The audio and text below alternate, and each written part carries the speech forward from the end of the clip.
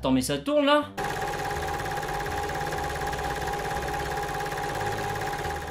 Sonnez trompette, déroulez le tapis rouge et sortez votre sextoy préféré. Ce soir, on vous parle du plus grand match jamais joué.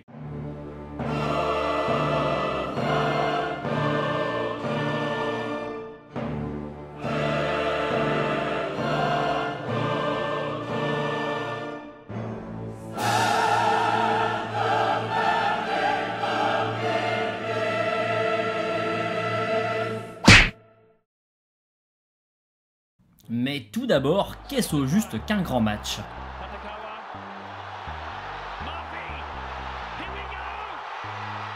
Qu'est-ce qui rend certaines rencontres marquantes et pas d'autres?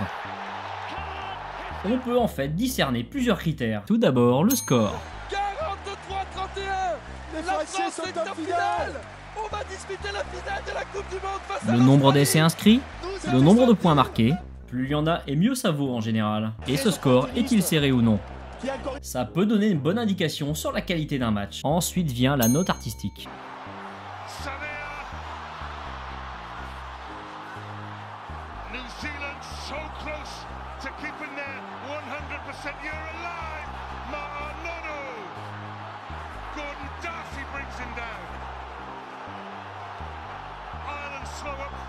Y a-t-il eu de beaux mouvements? Des gestes techniques de qualité supérieure? Les essais marqués étaient-ils particulièrement intéressants? Et enfin, le scénario. La tête du score a-t-elle changé plusieurs fois? L'incertitude sur le vainqueur a-t-elle eu toute sa place? Une rencontre qui semblait à sens unique a-t-elle pris un virage imprévu? Si vous baillez d'ennui tous les week-ends, l'émission de ce soir est faite pour vous et va peut-être même vous titiller les coronesses. Tu vas voir, c'est génial. Il y a intérêt que ce soit bien après tout ce teasing. Mais tout d'abord, présentons le contexte de ce match. Notre match se déroule en l'an 2000. Mais tu faisais quoi en 2000? J'ai raté mon bac et ma mère a tenté de m'assassiner.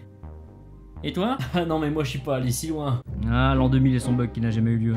Mais aussi le Kursk, Gladiator, Memento, Requiem for a Dream, In the Mood for Love. Et ben ça nous rajeunit pas tout ça. Mais l'an 2000 c'est aussi l'avènement de deux super-héros de la démocratie, deux champions toutes catégories de la liberté, et du on t'a mis la tête sous l'eau et tu l'as pas vu venir, l'artiste peintre George W. Bush et le charcutier traiteur Vladimir Poutine. Celui qui rit est un communiste. Devinez lequel des deux est encore là? Attention, il n'y a pas de piège. Du côté des sports, a signalé la disparition d'Emil Zatopek, la locomotive tchécoslovaque. Amis sportifs, sachez que c'est à lui qu'on attribue la création du fractionné.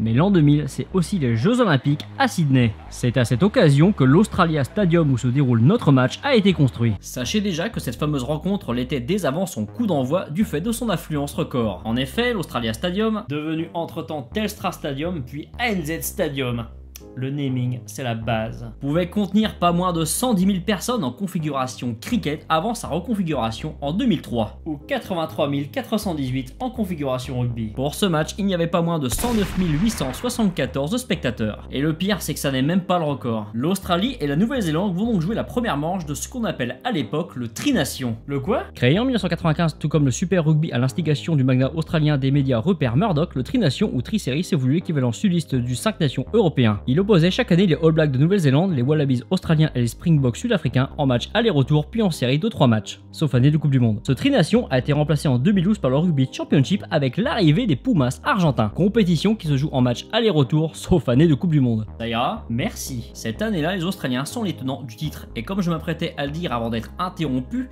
ils remettent en jeu leur couronne face aux Néo-Zélandais dans le cadre bien sûr de la Bledisloe Cup.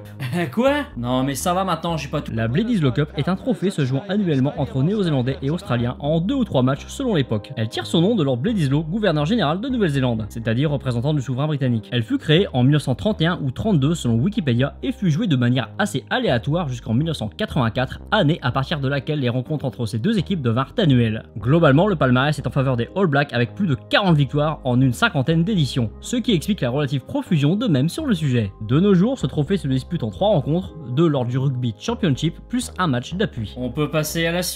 Oui, 9. En ce qui concerne les compositions équipes tant australiennes que néo-zélandaises, là, ça ne rigole pas.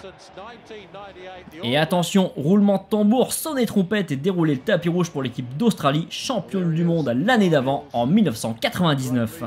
Ils n'auront encaissé en tout qu'un seul essai au cours de cette compétition et viendront assez facilement à bout de l'équipe de France en finale. Bon, on n'avait sûrement pas complètement digéré notre victoire en demi-finale face aux Néo-Zélandais. Bon, voilà. Mais ça, on en parlera une autre fois. Ces Australiens sont considérés comme des géants de ce jeu. Avec une charnière Gregan Larkham aux petits oignons considérée à l'époque comme la meilleure et qui reste sans doute comme l'une des toutes meilleures de l'histoire. Et que dire de son capitaine, ce monument du rugby, sa sainteté John Hills, Mr. Nobody himself. Because nobody is perfect. Alors au sommet de son art, le deuxième ligne, buteur à l'occasion, leader de jeu et de combat, faisait partie à l'époque des 5 seuls joueurs double champions du monde, ce qui en faisait un joueur tout à fait exceptionnel. On est tout petit, on est à chier. Bon, maintenant les All Blacks ils ont un peu banalisé le truc quoi, et tous les autres Wallabies sont forgés du même fer que lui. C'est vraisemblablement la meilleure sélection à avoir arboré le maillot australien, une mécanique parfaitement huilée. Si les Australiens sont des géants, alors les Néo-Zélandais sont des titans.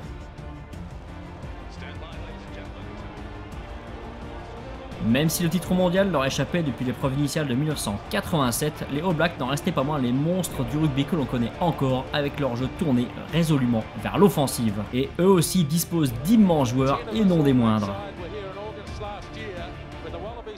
Le métronome Mertens, le découpeur Umaga et évidemment la fusée Lomu, popularisée 5 ans plus tôt lors du mondial sud-africain. Soyez prévenus, ça va envoyer sévère.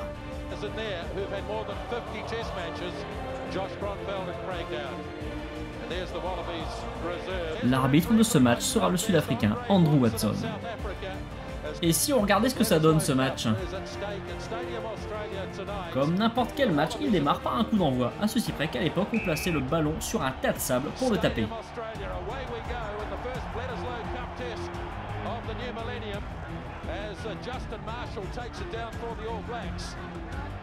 Le coup d'envoi en drop goal, ce sera pour plus tard. Bon, alors on en est où là au niveau du script là hein? Première minute, coup d'envoi, tout ça, deuxième minute. Et c'est déjà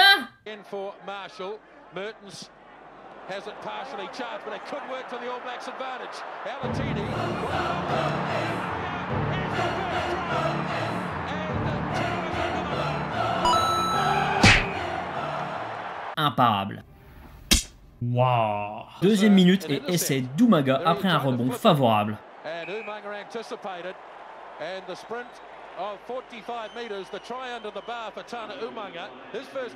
Les défenseurs australiens ne peuvent absolument rien faire. Ça nous fait donc 0-7 en faveur de la Nouvelle-Zélande. En 2 minutes. Voilà. Et ben ça commence fort. À la 4e minute, John Alomu entre en action et envoie Pita à Latini Adam après un superbe travail.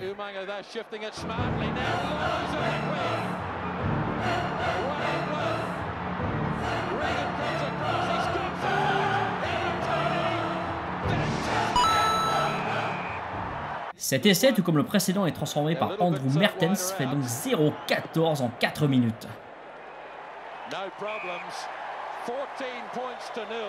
Et 1 minute plus tard, c'est un essai de Cullen. Pas ce Cullen là.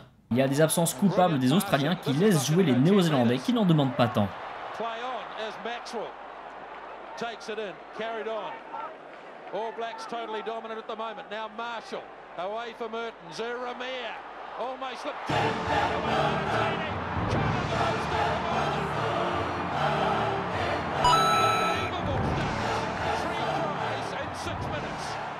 Ce qui donc en 5 minutes nous fait 0-21 en faveur des visiteurs néo-zélandais. À la 9e minute, il y a une pénalité en faveur des visiteurs convertie aussitôt par Andrew Mertens.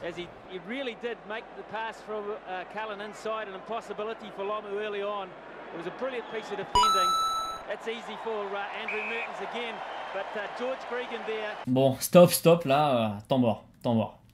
On est à la 9e minute et il y a 0-24 en faveur des Néo-Zélandais. Ce qui nous fait pour l'instant un bilan de 2,66 points marqués par minute. À ce rythme-là, sur toute la durée du match, ça ferait dans les 213 points quand même. Imaginez un peu ce qui peut bien se passer dans la tête des Australiens à ce moment-là.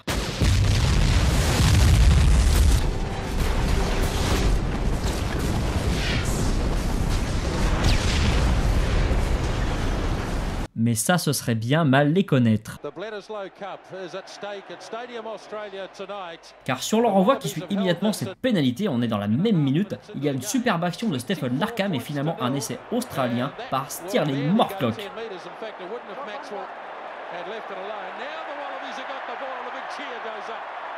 Jason Little takes it to the 10-metre line. Now Gregan off to Larkham. And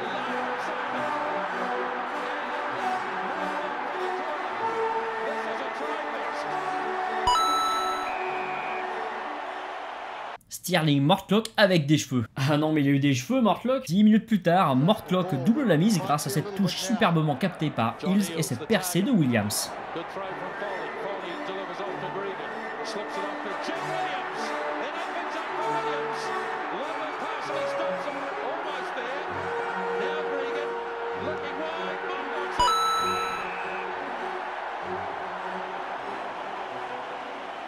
La transformation est ratée, ce qui nous fait 12-24. À la 27e minute, on a un nouvel essai australien marqué cette fois-ci par le numéro 15.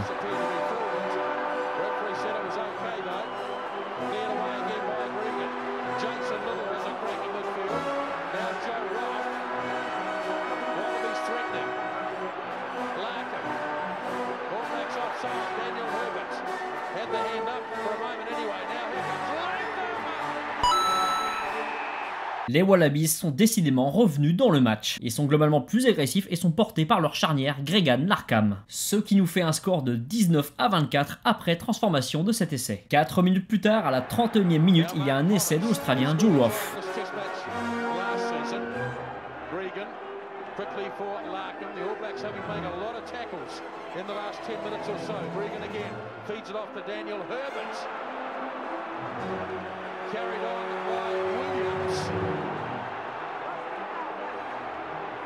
Goal line right there for George Gregan. Richard Harry the prop. The ball dropping a little slow.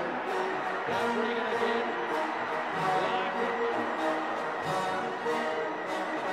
Continuing to move it to the left. Gregan has a go right. Now Latini made a big tackle in there, but it's still alive for the Wallabies. Gregan. Le score est alors de 24 partout et ça ne bougera plus jusqu'à la mi-temps. Bon, si on dresse un petit bilan de cette première mi-temps, on s'aperçoit que l'Australie domine, que ce soit en possession et en occupation du terrain, mais la Nouvelle-Zélande a capitalisé sur sa réussite maximale dans les 10 premières minutes du match et donc absolument rien n'est fait pour l'instant. Dit en d'autres termes, c'est absolument génial! Excusez-moi, je suis un petit peu fracasse là. Et attaquons maintenant la deuxième mi-temps.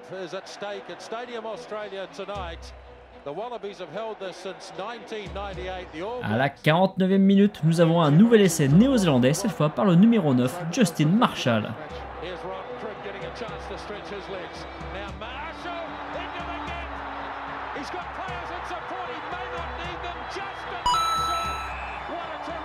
Cet essai marqué sur un exploit personnel sera transformé par Andrew Mehrtens et répondait à une précédente pénalité australienne.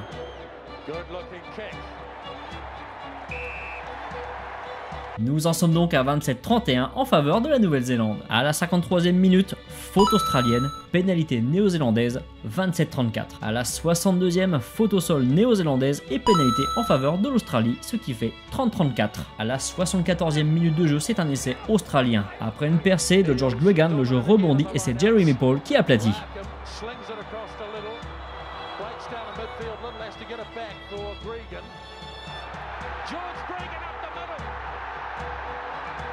Now has he got any support from Jeremy Paul? They'll close him down. 7 metres out. Gregan. Larkham. They go short to Kepu.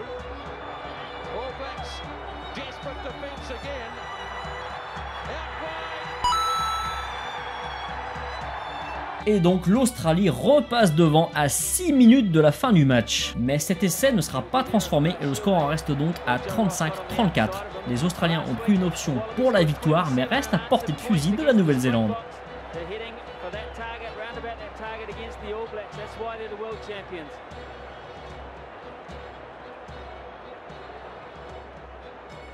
This kick to give the Wallabies the lead. Could you believe that? Not going to do that. It's Arrive alors la 80e minute. Je vous laisse apprécier le spectacle. for an inning ending to the game.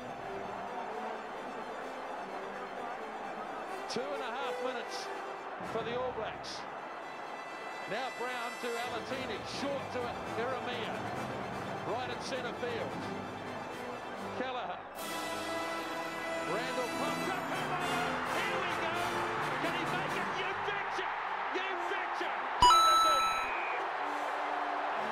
Essai de Jonah Lomu qui donne la victoire aux All Blacks. Cet essai de la dernière minute survient après une longue série de percussions sur la défense adverse. Patients, les Néo-Zélandais ont su saisir leur chance. Finished the deal loud and clear. What a pass.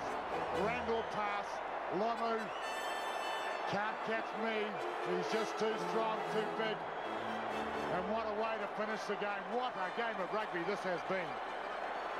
Exceptional. It will go down in my mind as the greatest I think I've seen. All 109,874 people, world record crowd.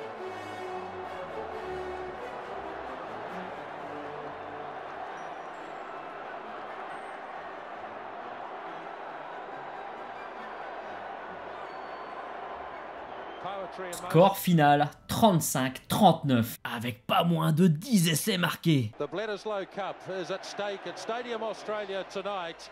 The Wallabies have held this since 1998. The All Blacks. Du fait de l'ampleur du score, du nombre d'essais marqués, de son scénario complètement fou et de l'esthétique générale des actions de jeu, ce match est considéré comme l'un des tout meilleurs, si ce n'est le meilleur de toute l'histoire du rugby. John Hills, pourtant battu ce soir-là, avouera qu'il s'agissait là de son meilleur souvenir de sportif. Je cite: « Je doute qu'il y ait eu de meilleurs ou de plus remarquables matchs de rugby dans l'histoire. Il fait vraiment péter le compteur de fair play lui. Il me plaît bien. » Le 5 août 2000, il y a une victoire australienne en Nouvelle-Zélande, 23-24. Ah bah c'était bien la peine. Une victoire partout, l'Australie conserve donc la Bledisloe Cup comme le veut la règle à l'époque. La différence de score ne comptant pas, l'Australie conservera également sa couronne dans le Tri-Nation. C'était bien la peine, tiens. Tu sais, c'est encore plus beau quand ça sert à rien. Comme moi, comme cette vidéo, comme cette chaîne. Oui, ce fut un match épiquement grandiose. Qui justifie largement de s'intéresser à ce sport. Mais ce match, c'est également une occasion de se souvenir de cet immense ambassadeur de notre sport, Jonah Lomu. Ouais, je dis notre sport, pourquoi? Merci à toutes et à tous, en espérant que cette vidéo vous ait plu. Si c'est le cas, un like c'est pas mal, un partage et un commentaire c'est très bien aussi. Et on se retrouve bientôt j'espère pour un nouvel épisode. Ciao!